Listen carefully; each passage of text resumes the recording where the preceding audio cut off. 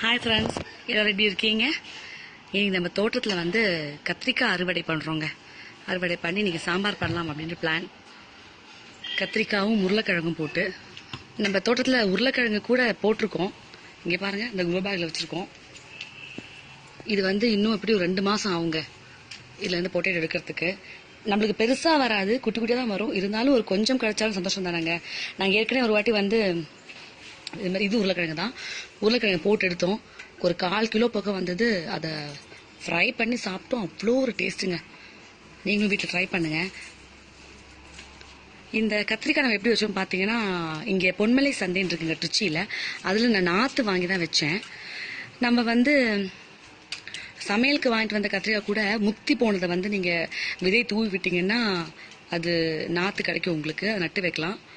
நான் சரி சீக்கிரம் வளரணும் அப்படிங்கிறதுக்காக போயிட்டு நாற்றே வாங்கிட்டு வந்துட்டேங்க.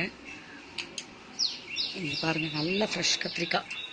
நம்மளுக்கு வந்து வாரத்துக்கு எப்படியும் ஒரு 1/2 கிலோ பக்கம் கிடச்சிருங்க. ஆக்சுவலி நம்ம வீட்டில் இருந்து ஒரு காய் பறித்து அதை வந்து சமைச்சு சாப்பிடும்போது ஒரு டேஸ்ட், ஒரு சந்தோஷம் இருக்குது பாருங்கள். அது நீங்கள் அனுபவிச்சாதாங்க தெரியும். நிச்சயமாக பண்ணுங்கள். தொட்டியில் கூட நீங்கள் கத்திரிக்காய் செடி வைக்கலாம்.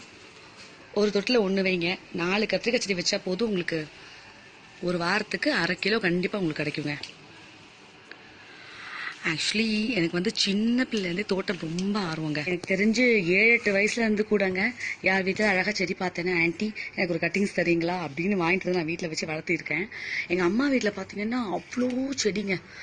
எப்படி சொல்கிறது, ஒரு மினி ஊட்டி மாதிரியே இருக்கும். அவ்வளோ செடிகள். அங்கே வந்து டாலியா கூட ரொம்ப அழகாக பூத்து நிற்கும். எல்லாமே சன்ஃப்ளவரு, இல்லாத பூக்களே இருக்காது. அதில் ஒரு கால்வாசி கூட இங்கே இல்லைங்க. ஏன்னா எனக்கு இங்கே இடம் இல்லை, ரொம்ப கம்மி தான்.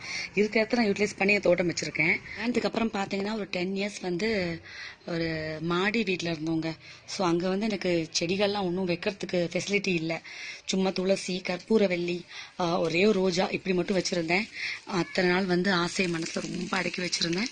அப்புறம் இங்கே வந்தோன்னே எனக்கு ரொம்ப சந்தோஷமாக ஆயிடுச்சு.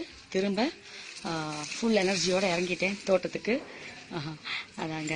சரிங்க, நீங்களும் வீட்டில் வந்து உங்களால் முடிஞ்ச காய்கறி செடிகளோ இல்லை பூக்கள் செடிகளோ நீங்கள் வச்சு வளர்த்தீங்கன்னா ஒரு தனி எனர்ஜி கிடைக்குங்க. ஒரு தனி சந்தோஷம் இருக்கும்.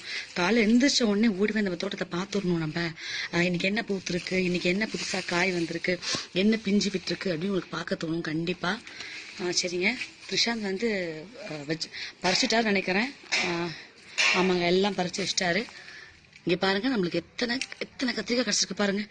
இப்படிதான் 1/2 கிலோ கத்திரிக்காய் இருக்குங்க. இத்தனை சாம்பாருக்கு போட மாட்டேன். சரிங்க, எனக்கு டைம் ஆகிடுச்சு. நான் போயிட்டு இப்போது ரெடி பண்ண போகிறேன், சாம்பார் ரெடி பண்ண போகிறேன்.